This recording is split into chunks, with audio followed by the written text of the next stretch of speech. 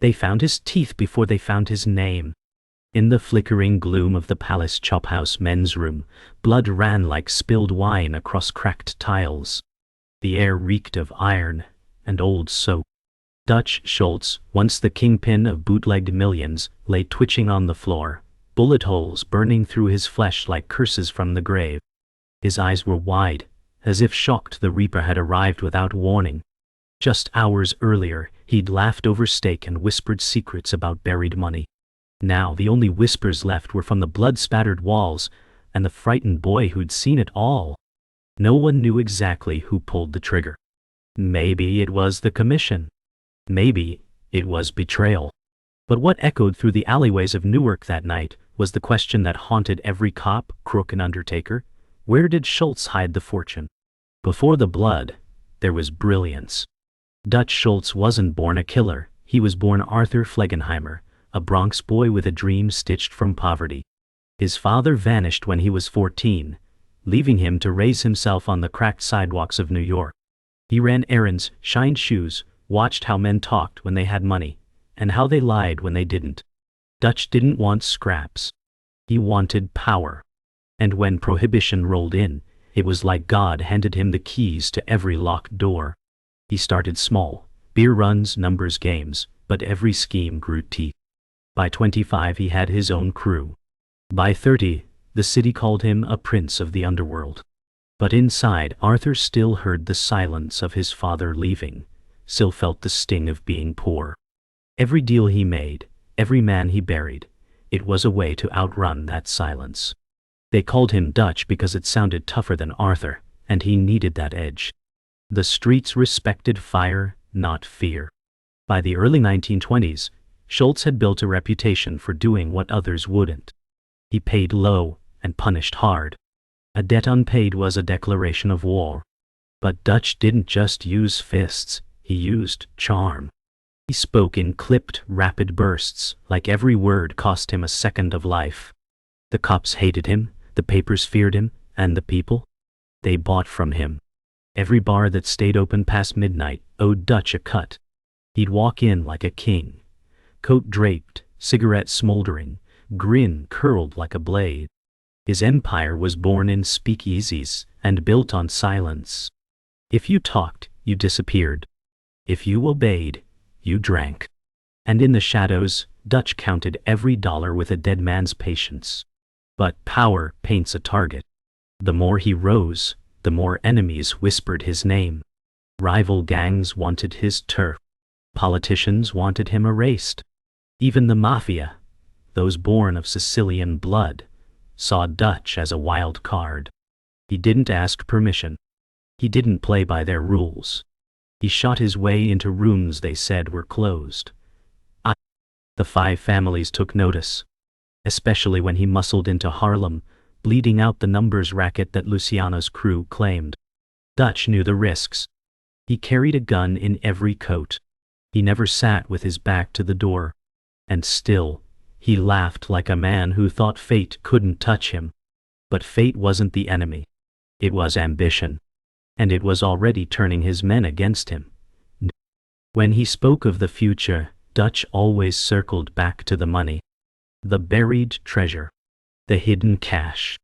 If I disappear, he once told his lawyer, don't look for me, look for the box. No one knew exactly what he meant. Some say he buried millions in cash, gold, and bonds somewhere in the Catskills. Others say it was hidden in Bronx sewers, or inside a vault no one could open.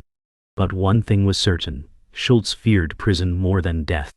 Hiding the money wasn't about greed, it was survival.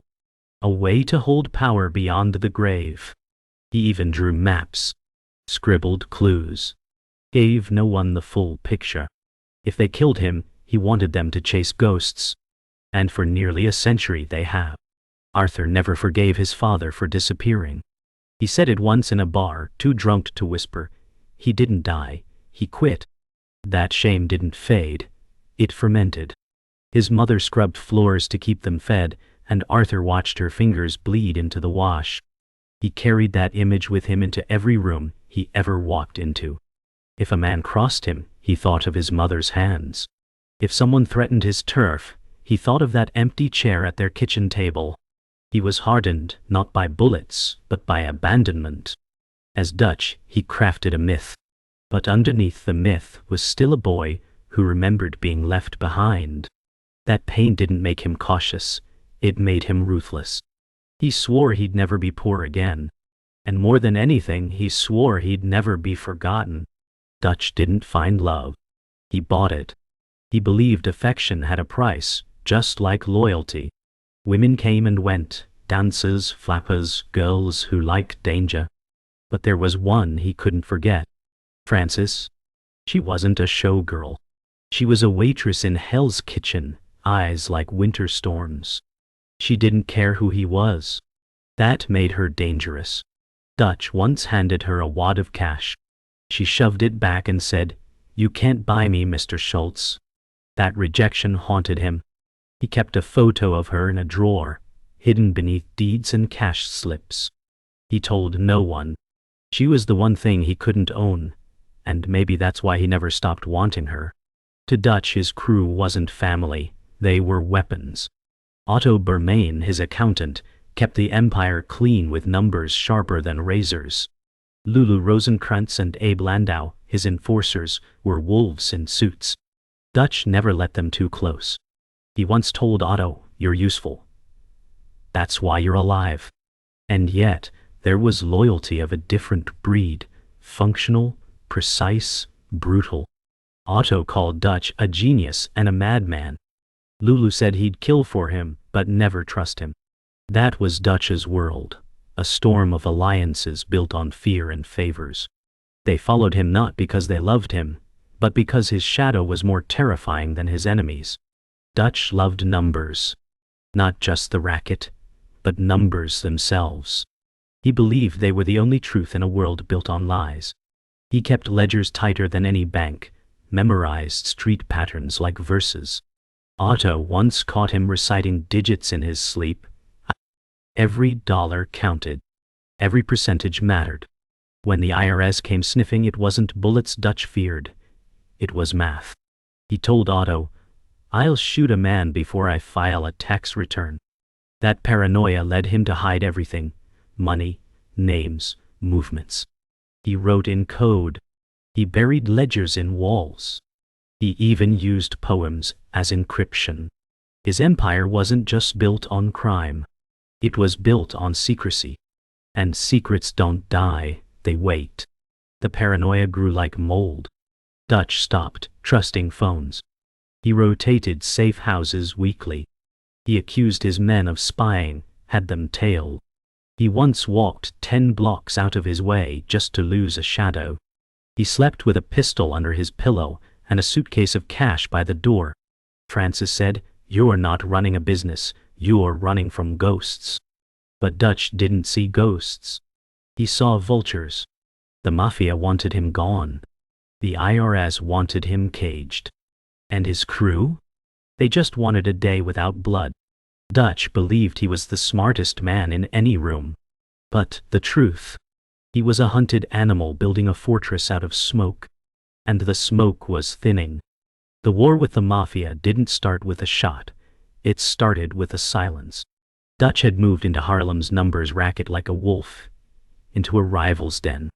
He didn't ask Luciano's permission. He didn't pay tribute. And that silence spoke volumes. Luciano waited, calculated. But Dutch was too loud, too reckless. He kidnapped competitors, tortured witnesses, and bribed every judge within reach. The underworld shook. Luciano warned him once. Dutch laughed. "Let him try," he said, waving off the threat like a fly. But flies gather around rot, and Dutch's empire, built on defiance, had begun to stink. The police didn't fear Dutch. They were tired of chasing him. He beat every charge: murder, racketeering, extortion. He had lawyers who could strangle a case with a footnote. But then came Thomas Dewey, a rising prosecutor with clean hands and sharp eyes. Dewey didn't want Dutch's money. He wanted his legacy burned. He dragged him to court, smeared his name across headlines. Dutch stood in the courtroom, grinning like it was a game. "This is all theater," he whispered to Otto. But Dewey wasn't acting. And for the first time, Dutch saw a different kind of threat. One that didn't carry a gun, but a pen. And pens, he learned, could be lethal too. Outside the courthouse, Dutch's men were falling apart. Otto drank more. Lulu snapped at shadows. Abe missed a meeting for the first time in 5 years. Trust, once ironclad, rusted under pressure. Dutch demanded loyalty, but gave none in return. He barked orders, accused betrayal, rewrote plans every morning. "They're turning," he told Frances during a rare late-night call. "I feel it," she replied. "That's not them, that's you." Dutch slammed the phone down. In his world, love was weakness, fear was fuel, and doubt was poison. But the poison had seeped into his bones, and no amount of bloodshed could cleanse it. Then came the failed hit. Dutch's convoy was ambushed in lower Manhattan, cars riddled with bullets, glass shattered like confetti. Dutch ducked and lived.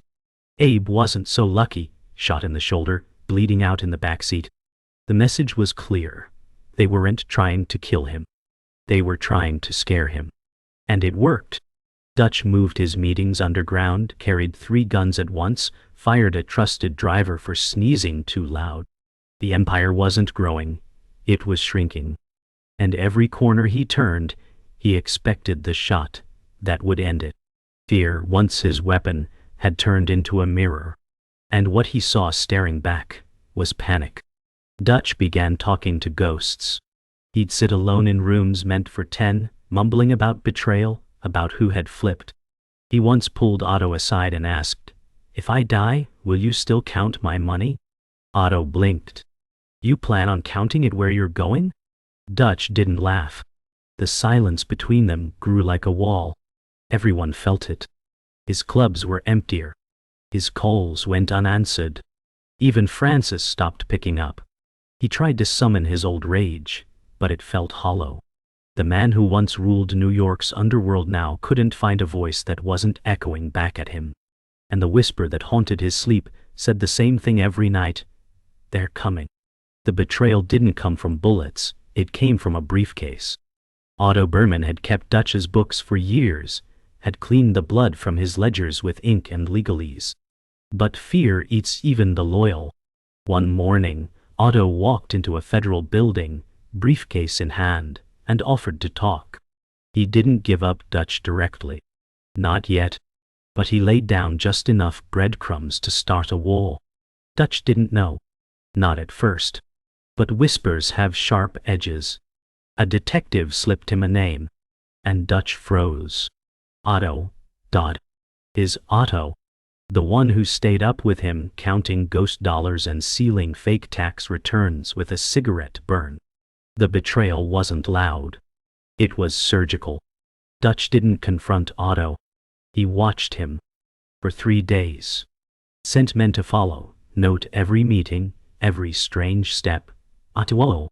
What he found wasn't treason. It was fear. Otto had developed a tremor. Couldn't hold a pen steady. Spoke to himself in alleyways. Dutch saw him from a distance, shoulders hunched like a man already buried. Otto didn't betray for money, he betrayed because he was crumbling.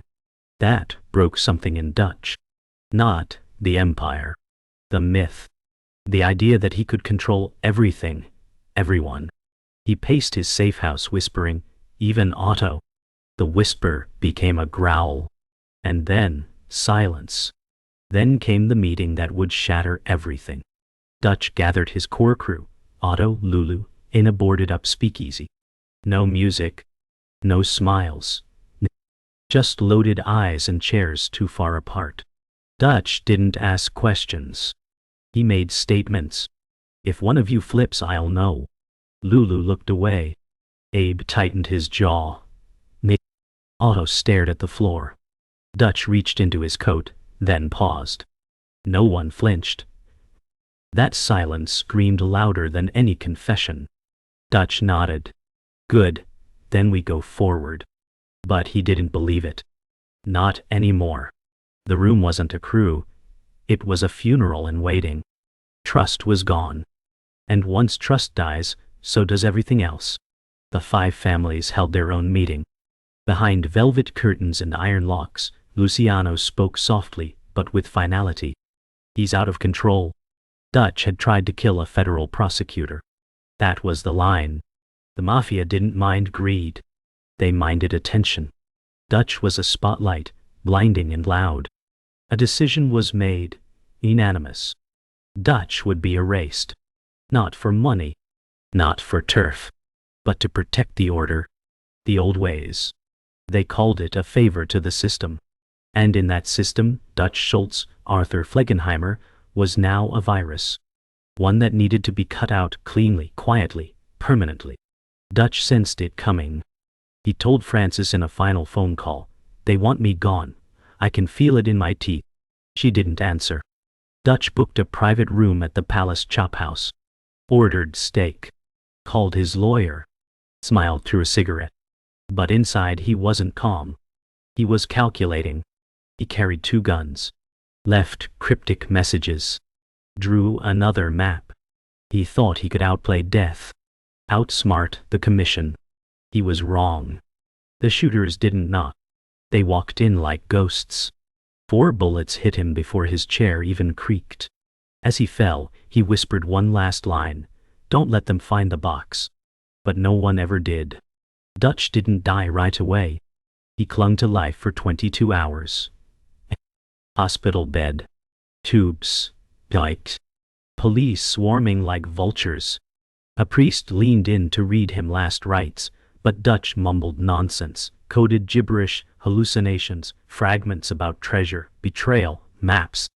One detective said, "It's like he's trying to bury himself in riddles." Dutch spoke of mountains, pine trees, iron doors. He wasn't dying quietly. He was dying like a man racing death, one secret at a time. Reporters flooded the halls. Cops begged him to reveal who shot him. He just blinked slowly and whispered, "Ain't no rat." It was the last truth he ever told. Outside the hospital, Otto Berman was already dead. Gunned down the same night in the restaurant. Lulu too. Abe died 2 days later. The crew fell like dominoes. No final stand, no glory. The commission had cut off the head and severed the limbs. No trial. No appeals. Dutch's empire didn't crumble. It vaporized. Safe houses emptied. Counts were frozen. Fear gripped every man who ever cashed one of his checks. His enemies didn't celebrate. They moved quickly, sweeping up Harlem's rackets, burning records, silencing whispers. It wasn't vengeance. It was cleanup. And Dutch, buried in a plain box under his real name, wouldn't even see the fire consume everything he built. But revenge didn't die with Dutch. Frances vanished a week after his death. Some say she fled with one of his maps. Others believe she was silenced before she could speak. The lawyer who held Dutch's safe deposit keys? Found hanging in his garage. 2 rival bookies were gunned down in front of their families. Someone was still tying up loose ends, or making new ones. The commission denied involvement. But the streets whispered otherwise. It was like Dutch's ghost still moved through the city, settling scores. And just like he'd wanted, no one could tell if it was vengeance, or paranoia playing dress-up. Months later, a maintenance worker broke open an old apartment wall in the Bronx.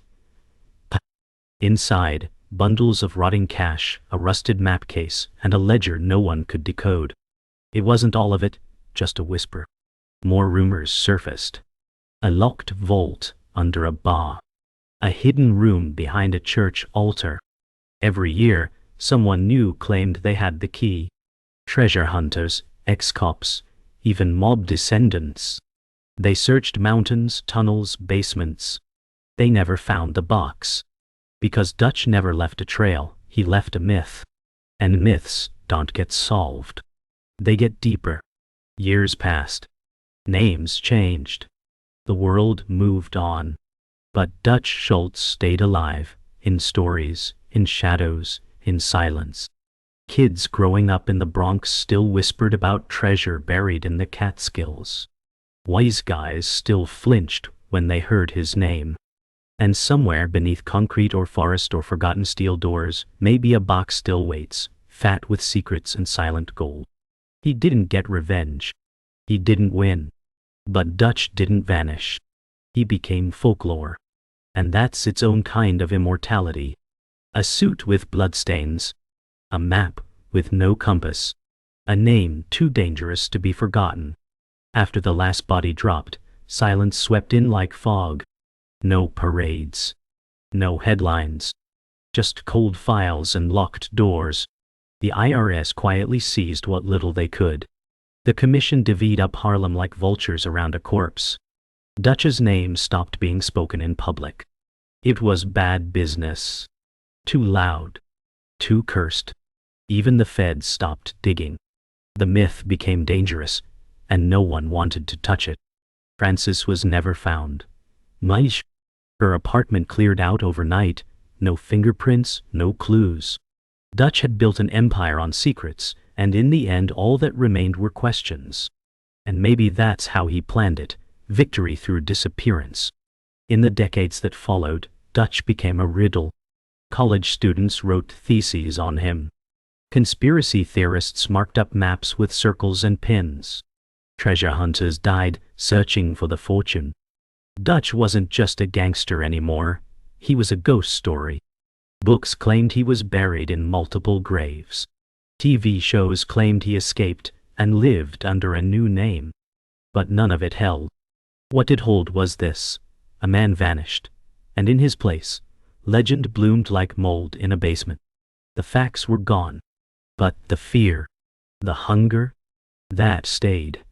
Because as long as people believe there's a box of gold waiting in the dirt, Dutch will never really be dead. The detectives who worked his case retired or buried. The last one, Detective Maloney, died in a nursing home, clutching a crumpled napkin with coordinates no one could verify. He used to mutter, "He fooled us all." His notes were shredded by his daughter. She said, "It was all poison, just let it die." But it didn't. Not really. It echoed. Through documents, whispered meetings, the glint in an old man's eye when he passed a certain building in the Bronx. Dutch had become something more than a man. He was the question no one could answer. The silence that couldn't be shut. One summer, a child found an old revolver buried behind a church in Yonkers. No rust. 5 bullets still in the chamber. It made the news for one night. Mob relic uncovered. But no one followed up. The church said they didn't want to be involved. The cops said the chain of custody was broken. And the city said, let it rest. But someone was watching. A man in a suit, too clean for the neighborhood, photographed the scene and left without a word. Dutch left ripples, not waves. And in those ripples, strange shapes still move. Because when blood soaks into earth deep enough, it doesn't vanish. It waits. There's no retirement plan for ghosts. Dutch didn't get peace, but he got permanence. A legacy smeared in blood and ink, locked in vaults, whispered across generations. His treasure, real or imagined, became a map to something else. Obsession, ambition, greed. They say if you follow the clues too long, you don't find gold. You find madness. Dutch knew that. Maybe that's why he split the puzzle, left it cracked. Not to hide money, but to stay alive in rumor. He died in a hospital bed. But Dutch Schultz lives every time someone digs where they shouldn't. That's the price of silence. It never stays buried. They still tell stories in the Bronx, under lamplit stoops and smoky pool halls. Of a man who defied the commission. Of a treasure still buried beneath the city's bones. His name spoken in a whisper, like a prayer or a curse. New bloods think it's legend. Old-timers know better. I saw him once, one man mutters, walked into a bar like he owned time itself. Schultz left no heirs. No successor. No. Just shadows. His name was scrubbed from court records, but carved into alley bricks and whispered in jail cells like scripture. He never became king. But he became myth. And myths never die. They just keep you looking over your shoulder. A detective once said, He was the devil you didn't see coming. That's how Dutch worked. Never from the front, always from a side you weren't watching. He wasn't the smartest, wasn't the strongest, but he was the most unpredictable. That's what made him dangerous. You could bribe a thug, kill a snitch, but Dutch would smile and burn the building down with you inside. And walk away humming. That chaos made him a threat, not just to enemies, but to order itself. That's why they erased him. Not because he lost, but because he refused to follow the rules. Even in death he didn't give them closure. He gave them echoes. Somewhere out there, maybe beneath a concrete slab, or tucked behind a church wall, is the box. Maybe it's cash. Maybe it's just dust now. But people search anyway, because it's not about what's inside.